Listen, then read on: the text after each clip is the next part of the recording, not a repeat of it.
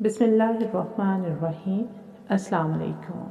सल्लल्लाहु अला हबीबिही मुहम्मदिन व अला आलिही व अस्हाबिही व बारिक वसल्लम। लाखों करोड़ों अरबों दरूद मोहम्मद और आले मोहम्मद पर कि जिसके वसीले से हम अल्लाह ताला की रहमत के तलबगार हैं।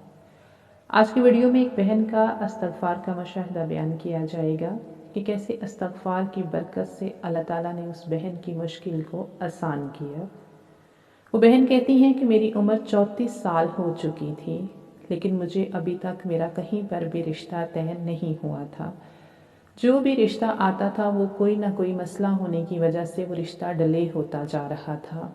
अपनी पढ़ाई मुकम्मल करने के बाद मैं घर में बिल्कुल फारिग थी।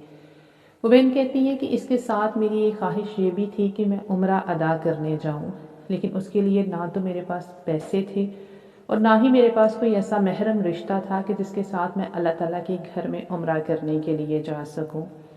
बहुत से रिश्ते आए, कुछ लोगों को मैं पसंद नहीं आती थी और कुछ लोगों हमें पसंद नहीं आते थे।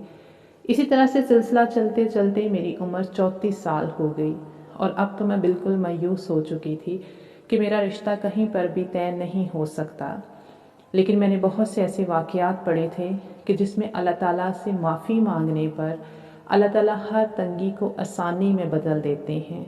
अंबिया इकराम के वाक़यात पढ़े, लोगों के वाक़यात पढ़े, तो मैंने भी अल्लाह ताला से माफ़ी और इस्तग़फ़ार करना शुरू कर दिया। मैं रोज़ाना 1000 बार अल्लाह ताला से इस्तग़फ़ार करती थी। इसके अलावा 5 वक्त की नमाज अदा करनी और अल्लाह ताला से बातें करनी। इस तरह करते करते मुझे तकरीबन 3 से 4 महीने गुजर गए।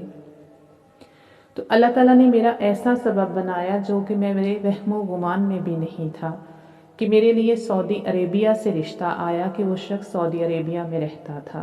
उसने मुझे शादी की पेशकश की और मेरे घर वालों को वो रिश्ता पसंद आ गया और हमारा फ़ोन पर ही निकाह हो गया।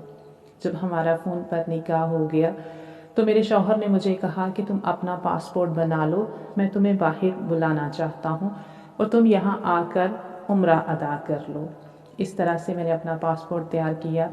मेरे शौहर पाकिस्तान आए, मेरी रुखसती हुई और मैं कुछ ही दिनों के बाद अल्लाह ताला के घर सऊदी अरेबिया चली गई और मैंने उम्रा अदा किया। ये सब कैसे और किस तरह मुमकिन हुआ कि मुझे आज भी ये सब कुछ एक मोजज़ा लगता है।